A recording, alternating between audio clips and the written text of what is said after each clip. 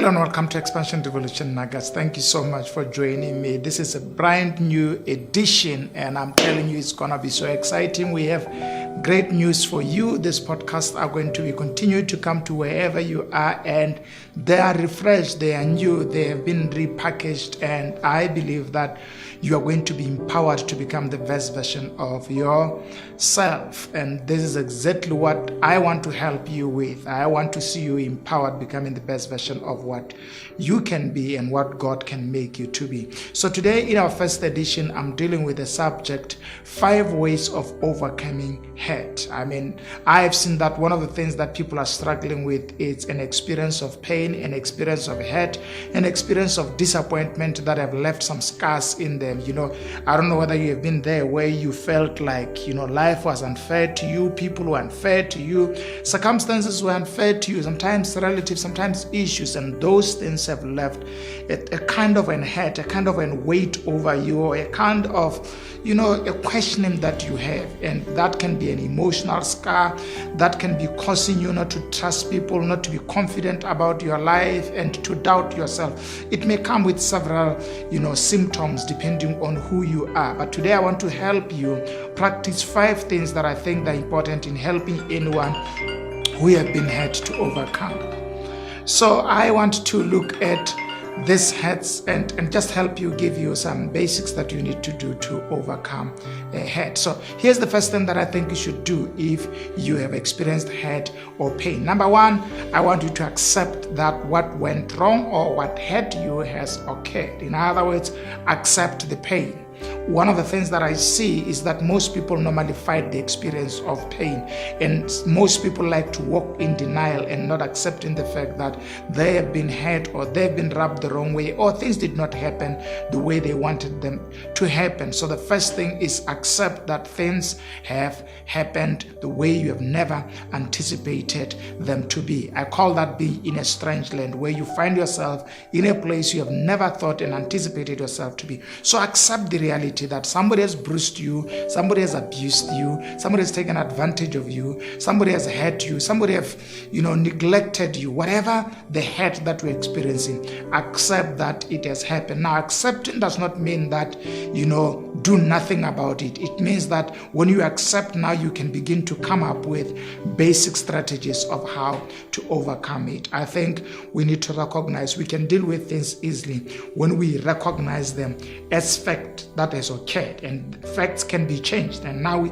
since we have accepted them as facts, now we can begin to be on our journey to change them. Number 2 is that once you have accepted that something that has hurt you has occurred or happened, then the next thing that I want you to do is I want you to avoid contact with memories or places or people or whatever incidents that can trigger the pain again. One of the things that we have seen in the counseling room is that majority of the times when people have been hurt and have experienced hurt in a very specific environment or geographical area, or hurt, the trigger of pain in our lives can be triggered by a lot of things. And as part of going towards your healing, you need to avoid going to the same place where you were hurt. You need to avoid to be having contact with people that have hurt you.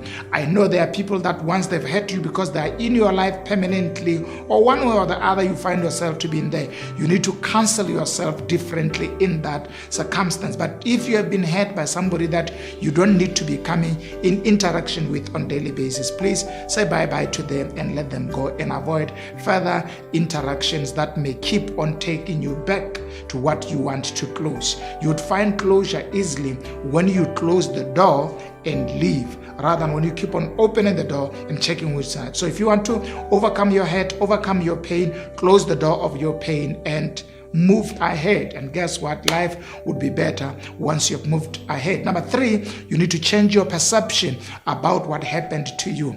Most of the time when we're experiencing emotional pain or hurt or whatever you want to call it, is because our understanding and description and perspective of that particular incident that happened in our life, it's also weighted at a very high scale. If you think about 1 to 10, you are putting that incident as something that is at scale number 8, and therefore it has really bruised you and you are really in pain. So one of the ways in which you can is to downsize the weight that you have given to what has happened to you. Recognize somebody abused you and say, you know what, I can survive this abuse. I'm going to change my thinking about it. I know it was wrong. I know it was not justified. I know it should not happen to me, but I'm not going to allow it to be a strong thing in my mind that will stop me from living and facing my life in the future. Recognize that you can change. When you change your way of thinking, your way of response to the hurt that happened to you also changes. So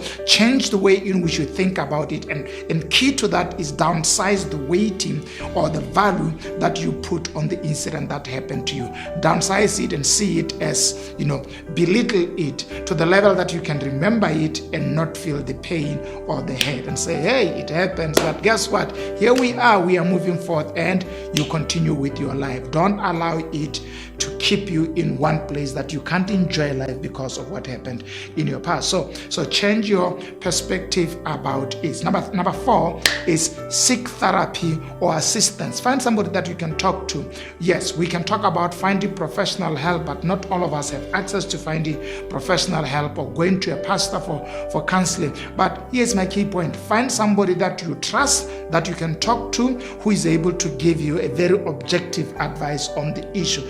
Doing that helps you to vent, it helps you to pour out your pain, and then it also helps another person to give you that perspective of what you are preferably going through, and that would help you to be able to respond to it well. So I'm encouraging you, please don't keep pain alone. Pain is stronger, more dangerous, more lethal when you want to keep it alone. But when you share it, you are reducing the level of the weighting that you are dealing with in your mind, and it helps your emotions to cool down. So find somebody to talk to. Make sure that it's a reliable person that you can trust, or seek professional help.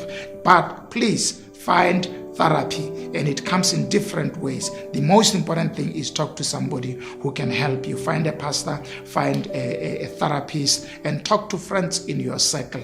Don't be alone. One of the things that the enemy would normally want to do is to push you into a corner when you're going through pain, where you feel like you are alone and no one cares and nothing is happening. And right there, the enemy of your soul will knock you down and make you feel worthless. But when you talk to people, you can find, enrichment from the dialogue and face your challenge and overcome it. And lastly, understand that it's going to be a process, and you need to trust God over this process. Healing can be a long process. Sometimes it will take you time, sometimes months, sometimes years, but try to shorten the length of time in which you allow the pain to keep on dominating your mind and your emotions. But understand that healing of emotional scars, it's never an event, but it's something that when you participate on it and you focus your mind on overcoming it, you can get it, easily out. But you need to be focused in order for you to overcome it. So in case you are going through pain, I want to assure you,